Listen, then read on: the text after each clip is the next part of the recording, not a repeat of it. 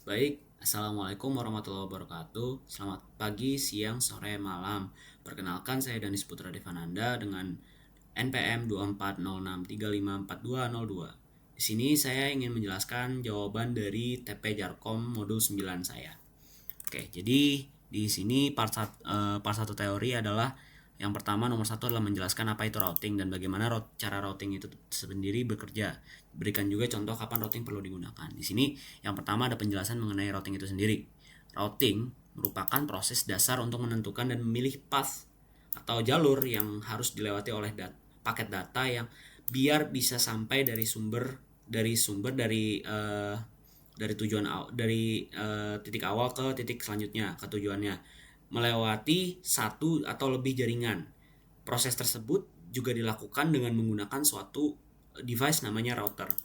Dasarnya, router itu bertindak sebagai semacam sistem GPS kalau di kehidupan sehari-hari. Tapi di sini untuk menentukan suatu data. Router bakal ngecek kemana sih data tersebut bakal pergi dan juga dia memutuskan rute atau route terbaik dan efisien untuk mengirimkannya. Nah, cara kerja routing itu sendiri yaitu dia tuh berpusat dengan menggunakan namanya tabel routing atau routing table yang ada di tiap router. Misalnya kalau ada router yang menerima data paket, router tersebut akan menerima IP address tujuan yang ada di header paket tersebut dan router akan membandingkan IP address tujuan tersebut dengan data yang ada di routing table.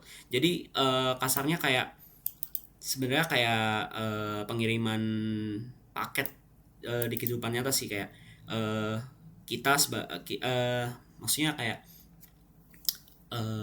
kurir akan mengetahui IP apa namanya alamat tujuan dari paket tersebut dari misalnya kertas yang terpampang di atas paket tersebut. Oke, lanjut. Yang terakhir, kapan sih routing itu bisa digunakan? Oke, routing itu biasanya diperlukan kalau misalnya ada data yang harus dikirim antar jaringan atau antar subnet yang beda. Komunikasi di jaringan lokal biasanya itu nggak perlu. Jadi kalau misalnya dia itu jaringan yang beda harus pakai routing. Tapi kalau misalnya jaringan lokal, misalnya kita lagi mau bikin suatu website gitu, itu nggak perlu jaringan sebenarnya. Jadi kita nggak perlu terkonek ke suatu jaringan. Jadi kita cukup menggunakan jaringan lokal saja atau local host biasanya. Nah, contohnya apa sih? Contohnya kapan sih kalau misalnya routing itu bisa digunakan? Kalau misalnya kita menggunakan WiFi atau juga kalau misalnya kita mau mengakses internet. Misal kita mau ke YouTube. Nah, kita harus pakai namanya routing gitu. Ini referensinya. Nah, untuk nomor 2, bandingkan kelebihan dan kekurangan antar static routing dan dynamic routing. Kapan sebaiknya kita menggunakan masing-masing jenis routing tersebut? Oke, jadi di sini jawaban saya adalah perbandingan antara static routing dan dynamic routing. Static routing itu kita mengharuskan seorang admin jaringan untuk melakukan konfigurasi tiap router secara manual dalam router tersebut. Kelebihannya oke, dia sederhana. Kalau misalnya jaringannya kecil, keamanannya juga tinggi. Terus juga dia tuh efisiensi sumber dayanya tuh aman banget. Tapi minusnya kalau dia tuh nggak bisa scalable. Dia tuh nggak bisa kalau misalnya udah berskala besar itu udah susah karena banyak banget istilah kata routernya. Terus juga dia tuh nggak fleksibel. Misalnya jalur utamanya gagal, router tuh jadi nggak bisa langsung ngasih jalur alternatif karena kita kan melakukan konfigurasinya itu secara manual gitu. Nah, lanjutnya buat dynamic routing dia tuh menggunakan protokol khusus biasanya yang bisa membuat suatu router itu bisa berkomunikasi dengan router lain dan secara otomatis dia bisa membangun dan memperbarui routing table mereka masing-masing. Kelebihannya itu ya pastinya skalabilitas karena misalnya jaringannya besar ya udah dia itu bisa langsung melakukan konfigurasi secara otomatis dan juga dia fleksibel. Nah, misal ada jalur atau path yang gagal, protokol routing tuh bakal langsung menghitung ulang dan menemukan jalur alternatif yang terbaik. Jadi alias redundancy-nya. Nah, minusnya kompleksitasnya itu buat mengkonfigurasinya di awal itu nggak enak. Terus juga dia tuh nggak resource efficiency. Jadi justru malah efisiensi sumber dayanya itu malah boros di situ. Terus juga potensi keamanannya itu bisa terancam karena kita nggak mengset satu-satu gitu routernya. Nah, kapan sih kita harus menggunakan static routing sama dynamic routing? Kita bisa menggunakan static routing kalau misalnya jaringannya itu kecil, terus juga kalau misalnya kita ingin mengendalikan penuh terhadap jalur lalu lintasnya, maaf, dan keamanannya juga terjamin gitu. Terus kita bisa menggunakan dynamic routing ketika kita ingin mengelola jaringan yang lebih besar, tadi yang udah dijelasin, sama jaringan yang misalnya suka berubah-berubah. Terus juga perlu adanya optimalisasi jalur atau path. Ini untuk referensinya. Yang ketiga, sebutkan dan jelaskan perbedaan antara protokol RIP version 1 sama RIP version 2. Oke, RIP version 1 itu merupakan routing protokol yang paling dasar. Protokol tersebut biasanya bekerja dengan menentukan jalur yang terbaik berdasarkan metrik hop count. Nah, hop count atau jumlah router yang telah dilewati. Jadi itu definisi dari hop count sendiri. Dengan batas maksimum itu adalah 15 hops. Karakteristik utamanya yaitu dia bersifat classful. Artinya RIP version 1 itu nggak akan ngirim subnet mask information bersama dengan pembaruan route-nya, atau misalnya pas rutenya lagi di-update gitu. Alhasil, protokol tersebut tuh nggak akan dia tidak mendukung VLSM atau variable length subnet masking, dan akan langsung mengasumsikan seluruh jaringan yang akan menggunakan subnet mask default sesuai kelasnya masing-masing. Sedangkan RIP version 2 itu merupakan pengembangan dari RIP version 1 sebagai penyempurnaan yang signifikan untuk mengatasi kekurangan-kekurangannya. Contohnya yang kayak tadi, dia nggak mendukung VLSM, tapi di sini dia malah mendukung. Dia tuh sebenarnya sama, menggunakan hop count juga. Dan juga dia tuh version 2 ini bersifat classless. Hal tersebut merupakan sebuah peningkatan yang signifikan karena RIP version 2 ini yang tadi udah saya jelaskan, dia tuh menyertakan informasi subnet mask dan tiap pembaruan route-nya. Kemampuan tersebut bisa mendukung VLSM, tadi juga sudah saya jelaskan. Sama CIDR atau Classless Inter-Domain Routing yang bisa membuat desain jaringan jauh lebih fleksibel dan lebih efisien. Oke, ini untuk referensinya. Oke, lanjut nomor 4. Jelaskan secara rinci mengenai peran metrik dan administrative distance dalam proses penentuan jalur routing, serta contoh di mana kedua faktor ini harus diperhatikan untuk memilih jalur terbaik pada jaringan yang kompleks. Oke, metrik itu merupakan langkah seleksi yang kedua. Sebenarnya harusnya yang ini dulu. Oke, kita mungkin yang kesini dulu. Jadi administrative distance itu merupakan langkah seleksi yang pertama sebelum melakukan metrik, dan merupakan nilai yang menentukan tingkat kepercayaan dari sumber informasi router itu sendiri. Administrative distance itu nggak ngukur jalur, tapi dia ngukur seberapa terpercayanya protokol yang memberikan informasi jalur tersebut. Router akan memilih jalur dari protokol dengan administrative distance paling rendah. Misal, ada router yang mempelajari route ke suatu jaringan dengan misal OSPF dengan administrative distance-nya itu 110 dan GRP dengan administrative distance-nya itu 90. Jadi router tuh bakal langsung milih rute GRP dan akan mengabaikan route OSPF karena dia lebih kecil. Oke, lanjut ke metrik. Metrik merupakan langkah seleksi yang kedua setelah administrative distance dan merupakan nilai kuantitatif yang digunakan dalam suatu routing protokol untuk mengukur biaya sama jarak buat mencapai satu jaringan tertentu. Metrik itu hanya bisa dihitung jika administrative distance-nya itu sama. Jadi ini harus sama. Tiap protokol itu bakal menghitung metriknya yang berbeda. Router bakal milih jalur yang nilai metriknya itu lebih rendah sebagai jalur terbaik menurut protokol. Misal ada jalur A, dia tuh OSPF cost-nya itu ada 10, dan jalur B yang memiliki OSPF sebesar 100. Ya udah, jalur yang bakal dipilih itu ya jalur A karena lebih kecil, lebih rendah. Untuk referensinya ini.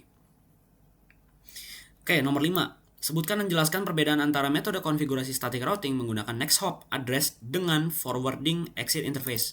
Mungkin di sini kayak next hop address versus forwarding exit interface. Oke, jadi perbedaannya. Yang pertama, static routing dengan menggunakan next hop address itu merupakan metode di mana admin secara spesifik bakal nentuin IP address dari router berikutnya yang harus menerima paket dari router awal. Misal, ada router yang menggunakan metode tersebut, router tersebut harus melakukan pencocokan static route dan harus melakukan recursive lookup pada routing table buat menentukan interface mana yang harus digunakan untuk melalui IP address tersebut. Misal, next hop ada di jaringan Ethernet. Router bakal menggunakan ARP buat nyari MAC address dari IP next hop tersebut. Oke, yang terakhir, static routing menggunakan forwarding exit interface merupakan metode di mana admin akan menentukan local interface di routernya sendiri dengan tujuan keluarnya paket. Jadi dari router sendiri aja sih. Terus dia ditentuin juga dari paketnya itu mau keluar kemana. Terus juga metode tersebut nggak akan melakukan recursive lookup karena routernya itu udah tahu jalur mana yang harus dilewatin. Tapi metode tersebut tuh harus ada implikasi dengan performa yang sangat berbeda, tergantung jenis jaringan masing-masing. Nah, ini untuk referensinya. Nomor 6. Identifikasi serta bahas setiap jenis timer dalam RIP dengan penjelasan rinci mengenai fungsi dan perannya dalam mengatur pembaruan routing. Jelaskan kapan penyesuaian timer diperlukan untuk menjaga kinerja jaringan tetap optimal. Oke, di sini penjelasan ini saya udah menyiapkan beberapa jenis timer yang berguna di RIP buat mengatur pembaruan routing atau routing update. Jadi yang pertama di sini ada beberapa aja sih, tapi saya cuma nyantumin 2. Update timer merupakan timer yang mengatur berapa sering suatu router itu mengirim salinan penuh routing table-nya ke seluruh router lainnya yang terhubung langsung. Biasanya nilainya itu 30 detik. Manfaatnya buat apa? Dia tuh sebagai mekanisme broadcasting secara berkala atau periodically. Dengan mengirim update tiap 30 detik, router tuh bakal konstan ngasih info ke router tetangganya. Router mana yang diketahui dan kondisinya apakah masih online dan masih berfungsi. Lanjutnya yang kedua yaitu flush timer, merupakan penentu berapa lama suatu route akan tetap ada di dalam routing table setelah ditandai invalid. Biasanya nilainya itu adalah 180 detik, tapi dengan adanya jeda, jadi maka hasil dia akan menjadi 240 detik. Jeda 60 detik tersebut itu buat ngasih waktu ke router biar bisa ngasih kabar buruk ke seluruh jaringan. Kalau nggak ada jeda tersebut, router tuh bisa aja langsung hapus jalur tersebut terlalu cepat, dan router lain yang udah terhubung yang menerima kabar tersebut akan ngirim rute yang salah ke inisial router tadi, ke router awal tadi. Jadi akan menyebabkan sebuah loop.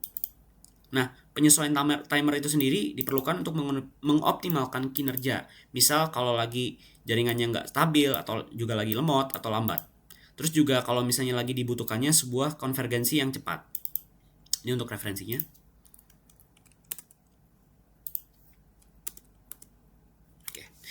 Lanjut, nomor 7. Apa fungsi fitur auto summarization pada RIP?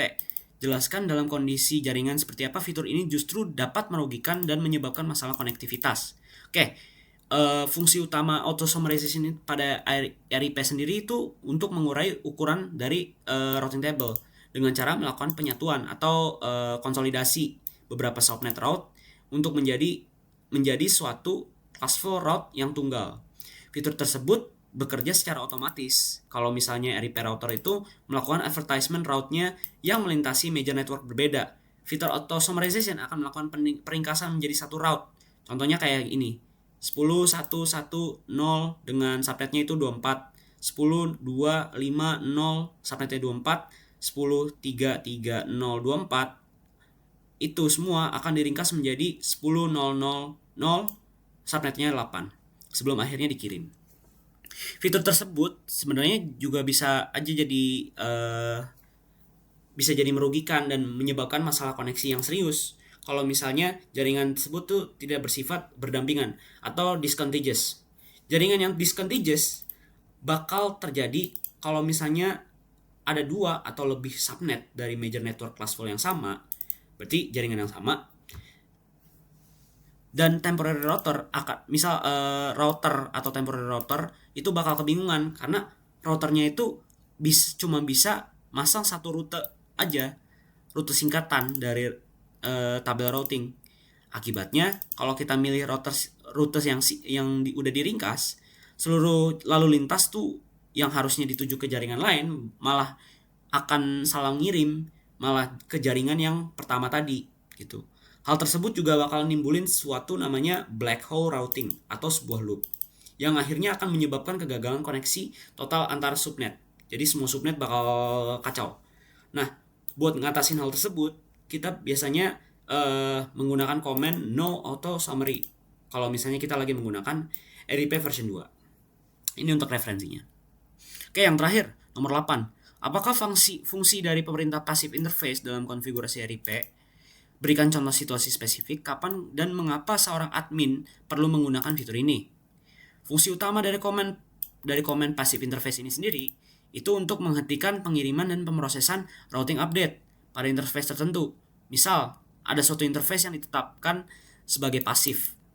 Nah, router tuh bakal langsung berhenti untuk mengirimkan RIP version 1 atau RIP version 2 keluar dari interface tersebut. Selain itu juga, router tuh bakal langsung mengabaikan tiap paket update RIP yang udah diterima pada interface tersebut.